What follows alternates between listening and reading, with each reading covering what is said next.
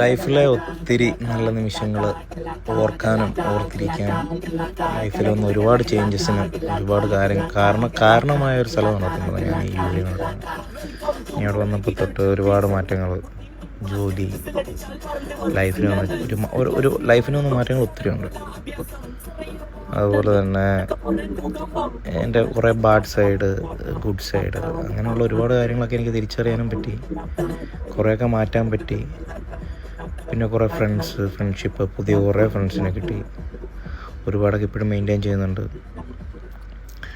പിന്നെ എന്താ പറയുക, ഒരു ജോലിയൊക്കെ ആയിക്കഴിഞ്ഞപ്പോൾ തന്നെ നമുക്ക് നാട്ടിലുള്ളൊരു എന്താ പറയുക, മോശമായിട്ടുള്ളൊരു കാഴ്ചപ്പാടൊക്കെ ഉണ്ടായിരുന്നു ഞാൻ നാട്ടിലുണ്ടായിരുന്ന സമയത്തൊക്കെ. അതൊക്കെ ഒരുപാട് മാറി ജോലിയൊക്കെ ആയെന്ന് അറിഞ്ഞപ്പോൾ.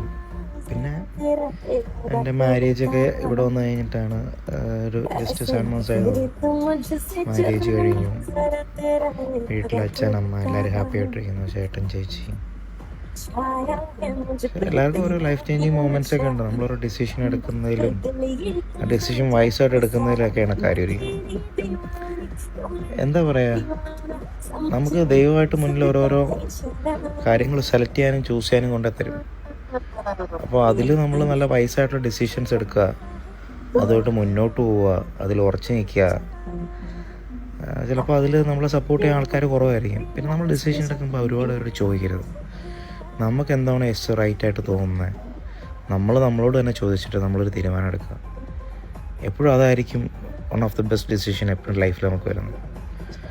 പിന്നെ നമ്മൾ ഒരിക്കലും അവരെന്ത് വിചാരിക്കും, ഇവരെന്ത് വിചാരിക്കും എന്നൊക്കെ ഓർത്ത് ലൈഫിനെ കണ്ടു കഴിഞ്ഞാൽ ഒരിക്കലും നമുക്കൊരു ഗ്രോത്തോ നമുക്കൊരു സമാധാനം ഒന്നും ഉണ്ടാവില്ല. എങ്ങനെയാണോ നമ്മൾ ജീവിക്കാൻ ആഗ്രഹിക്കുന്നത് അതുപോലെ ജീവിക്കുക സന്തോഷമായിട്ട്. അതാണ് ഏറ്റവും ബെസ്റ്റ്.